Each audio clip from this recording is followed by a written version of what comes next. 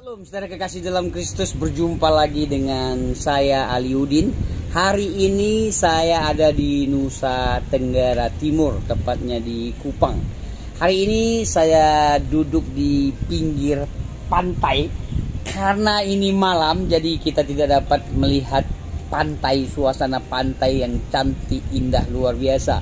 Hari ini saya menyapa Anda dimanapun Anda berada. Salam sehat kuat selalu. Hari ini saya berjumpa dengan saudara saya yang baru.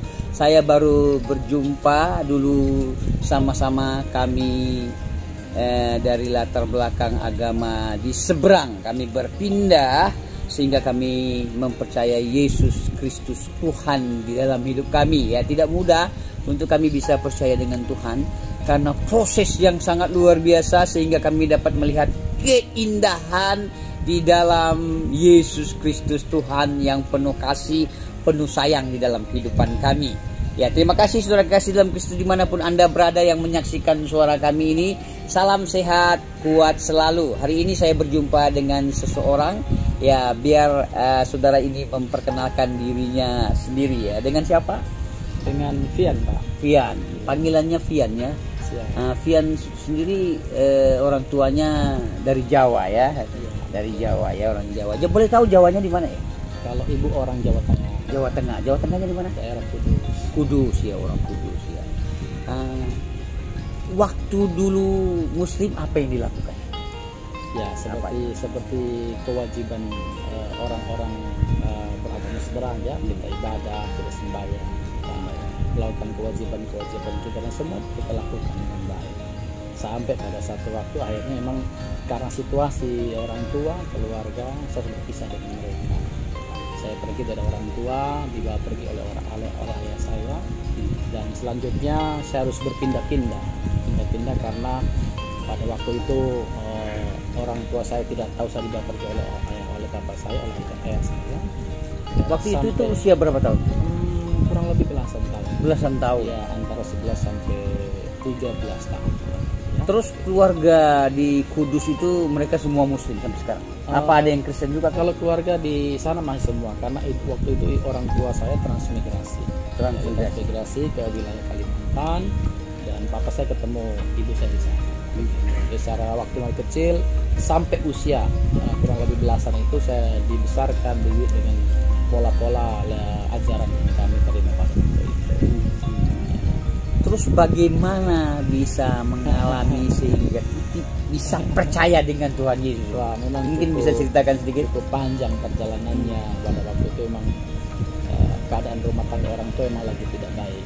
Bapak saya orang Adonara, orang Flores, ibu saya orang Jawa, transmigrasi Kalimantan, mereka ketemu di sana. Situasi rumah tangga orang tua tidak baik sehingga mereka berpisah.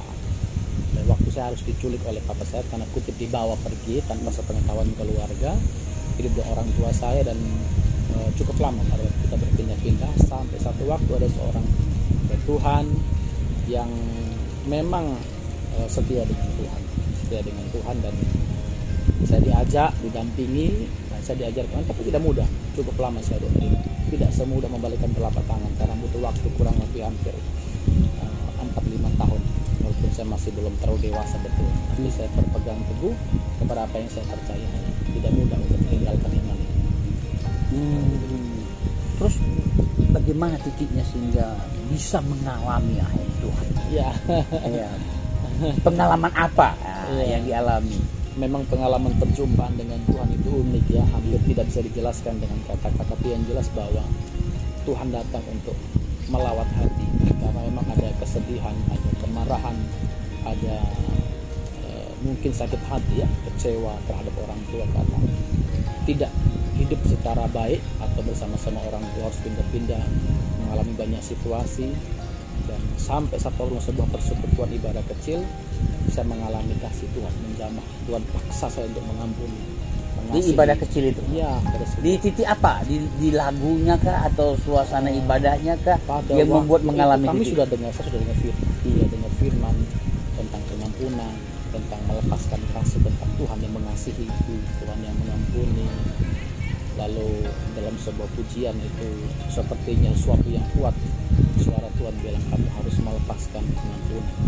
Tapi memang tidak gampang karena itu melekat kuat sekali, dan akhirnya Tuhan bimbing saya, mendampingi sampai saya bisa mengalami Tuhan melepas. Memang setelah saya mengalami itu butuh sekitar 3-4 bulan selanjutnya baru saya benar-benar kuat untuk bisa percaya sama Tuhan. Terus setelah percaya apa ya, tantangan apa yang dialami dengan keluarga, sanak famili yang di Jawa? Ya, kalau dengan keluarga di Jawa dan keluarga di Kalimantan, mereka hampir tidak tahu saya karena saya hilang dari komunikasi, saya hilang juga dari komunikasi ya dengan keluarga, karena pada waktu itu saya dibawa pergi oleh papa saya. Dan akhirnya saya ketemu dengan papa angkat dia akhirnya mendampingi saya, lalu mengajari saya tentang iman, berdoa, sampai saya mengalami Tuhan.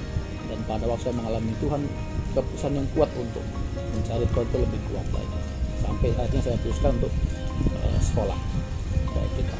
Tadi saya dengar ada mengalami kekecewaan.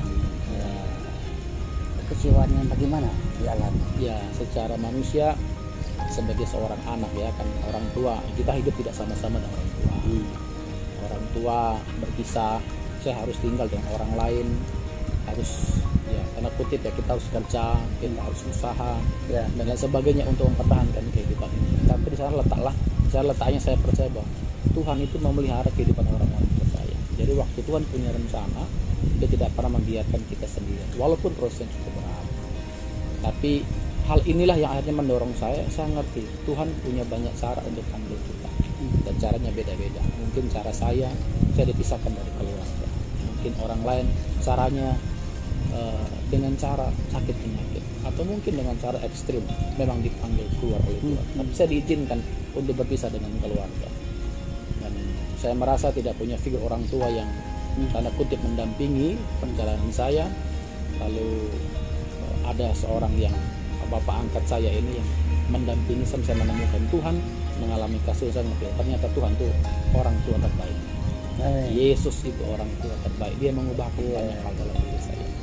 Dan sejak saat sampai hari ini saya percaya tidak ada pribadi pun yang lebih luar biasa selain Dia, Bapa kita. Dia orang tua terbaik. Dia Allah yang perkasa. Bapa yang Amin. biasa. Orang tua angkat itu suka apa ya? Sama-sama orang Donara, tapi dipanggil Tuhan dipulihkan. Akhirnya sekarang menjadi, dulu dia anggota TNI di sebuah tempat, di sebuah pulau namanya Pulau Satu. TNI ya, tentara ya? Bukan, kepolisian. Polisi ya, aparat negara ya. Ya. Aparat bisa menaungi kita ya. Ya, mencontohkan teladan rohani ya. Luar biasa. Orang cukup setia dengan Tuhan. Ya. Beliau mendampingi, mengayomi, bahkan bukan menganggap saya sebagai anak hidup, tapi seperti anak kandung. Cintanya, kasihnya begitu luar biasa. Saya menemukan teladan orang tua, cinta orang tua, perhatian orang tua yang luar biasa dari Bapak angkat saya. Bapak angkat itu punya anak tidak? Punya anaknya, tapi dia menganggap kita menjadi anak yang luar biasa ya. Bukan cuma anak, lebih. Sekarang masih aktif polisinya? Beliau sudah pensiun. Tapi beliau masih aktif di persekutuan doa dan melayani, karena orang juga cinta Tuhan. Sekarang di mana sekarang? Masih ada di perusahaan. Iya. Nanti suatu hari saya bisa masuk perusahaan. Amin. Terus perbedaan apa yang dialami masa waktu Muslim dan sekarang? Perbedaan apa itu? Tentunya pasti banyak. Tapi yang jelas waktu dulu kita merasa bahwa kebenaran itu kita dapatkan karena sesuatu yang kita upayakan, kita lakukan, seperti upaya kita sembahyang dan mengerjakan hal yang lain. Tapi saya menjadi percaya bukan masalah berapa kalinya kita ibadah, kita doa, kita sembahyang, tapi lebih kepada pengertian kita tentang kasih Tuhan yang memulihkan, yang mengubahkan luar biasa. Tidak bisa diukur dengan banyaknya perbuatan atau banyaknya ibadah kita, iya. Tapi kita ngerti sekarang bahwa semua itu hanya karena kasih Tuhan. Ya, kita kenal dengan kasih karunia lebih di atas segala. Terus pengalaman apa sekarang yang dialami bersama dengan Tuhan? Puji Tuhan, banyak suka duka yang kami alami dengan Tuhan. Tapi yang jelas hal-hal yang dulu kita pikir masalah, hari ini saya pikir bukan masalah dibandingkan dengan hal yang luar biasa yang Tuhan berikan kepada kami dalam perjalanan bergumulan rumah tangga, dan juga sekarang kita puji Tuhan melayani. Tidak ada hal yang terlalu sulit karena berjalan dengan Tuhan yang kami ini. Ya, tidak ada yang paling sulit. Tidak ada hal yang paling menyakitkan karena Tuhan sudah mengerjakan semuanya. Sekarang kita hanya belajar mentaati Tuhan, menghidupi apa yang kita imani, melakukan apa yang menjadi tugas kita karena kita percaya Tuhan mengasihi. Wah, luar biasa itu, saya senang dengarnya ya. Seperti tidak ada masalah lagi, karena masalah bukan tidak ada masalah, masalah ada. Ada. Semua persoalan situasi itu tetap di bawah dari kasih Kristus. Amin. Tidak ada yang lebih besar. Dia yang lebih besar. Walaupun tetap ada pergumulan, tapi kita lagi melihat pergumulan ini sebagai situasi yang cukup menjadi beban kepada kita karena kita percaya bahwa semua Tuhan cuma kerjakan. Kita sekarang tinggal berjalan dengan Tuhan dan Dia pasti siapkan semua yang terbaik. Rancangan Tuhan itu rancangan damai sejahtera, bukan rancangan kecelakaan apapun keadaan kita. Amin. Apapun keadaan kita ya, rancangan Tuhan itu pasti baik ya. Karena Tuhan baik, pasti ada maksud Tuhan ya. Siapa? Segala sesuatu pengalaman yang kita alami ada maksud Tuhan ya. Ada rencana Tuhan. Iya, terus apa kerinduannya setelah ini ke depan? Kerinduannya apa sekarang? Ya, pasti ada hal yang kami rindukan. Ikut Tuhan, melayani Tuhan lebih sering, itu pasti. Pergumulan untuk keluarga, untuk orang tua itu pasti. Itu menjadi bagian ya dari kita. Setelah kita mengalami Tuhan, kita pun rindu orang-orang yang kita kasihi mengalami Tuhan. Dan saya percaya Tuhan punya banyak cara. Tuhan punya banyak cara, dan waktu Tuhan itu yang terbaik, tepat pada waktu. Tapi yang jelas kita tidak berhenti, kita tidak berdiam. Tuhan bersama kita. Mungkin ada pesan sesuatu yang mau diutarakan kepada keluarga di Jawa, di Kudus. Ya, kalau untuk keluarga, saya sangat mengasihi semua keluarga saya. Saya sangat mencintai keluarga saya, dan sejauh ini kami tetap berkomunikasi dengan baik. Tidak ada hal yang sangat tidak masalah ya? Tidak masalah, karena mereka juga sangat mengasihi, dan puji Tuhan membangun komunikasi baik, toleransi yang baik, karena saya percaya semua adalah kasih Tuhan. Oke, ada pesan apa yang mau dikatakan kepada penonton saat hari ini? Ya, pesan sesuatu, mungkin ada sesuatu pesan yang mau dibagikan kepada saudara-saudara kita di seberang atau orang-orang Kristen. Ya, silakan sebelum kita closing, kita tutup pembicaraan kita ini. Ada sesuatu apa yang mau dikatakan? Silakan. Ya, baik. Kalau Mas bicara tentang pesan, setiap orang percaya pasti punya panggilan, ya. Dan setiap panggilan kita itu punya nilai yang dalam untuk kita dan untuk Tuhan. Harapan saya bagi semua orang-orang beriman, orang-orang percaya, jangan main-main dengan iman, jangan main-main dengan Tuhan, jangan main-main dengan iman ya. Karena Tuhan juga minta pertanggungjawaban dari hidup kita, tentang kita yang baru percaya Tuhan atau orang-orang yang sudah memang hidup di dalam Tuhan. Tuhan mau supaya kita berbuah di dalam dia. Pesan kita bahwa kalau tidak berbuah kita bang ya potong. Jadi harus berbuah, tidak bisa tidak berbuah. Tugas orang percaya, panggilan kita adalah berbuah, dan buahnya akan disesuaikan dengan konteksnya kita. Dimanapun kita berada, kita akan tetap bisa berbuah, karena Tuhan panggil kita bukan cuma untuk percaya, tapi untuk menderita, menghasilkan dan mengalami Tuhan dalam hidup kita. Saya kira itu aja Pak. Terima kasih. Luar biasa. Ya, terima kasih ya. Saya tertarik ini untuk kita terus menghasilkan buah. Ya, situasi apapun menghasilkan buah. Karena kita bersama dengan Tuhan ya.